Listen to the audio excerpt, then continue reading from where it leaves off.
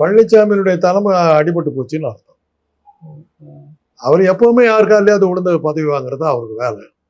அவரை பொறுத்தவரை அவருக்கு வந்து ஒரு எதிர்கட்சி தலைவர் பதவியோ ஏதோ ஒரு பதவியை கொடுத்தா அவர் அதில் சாட்டிஸ்ஃபை ஆகிடுவார். அவ்வளோதான் அவர்.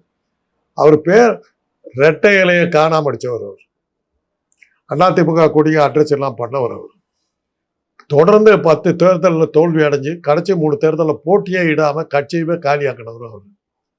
அவர் வந்து சேர்றேன்னு சொன்னாக்கா யார் சேர்த்திக்குவார்? பொதுவாழ்வு பெறணும்னு பார்க்குறாரு. ஏதாவது நமக்கு ஒரு பதவி கிடைக்கணும்னு பார்க்குறாரு. கட்சியை பேர வைக்கணும்னு பார்க்குறாரு.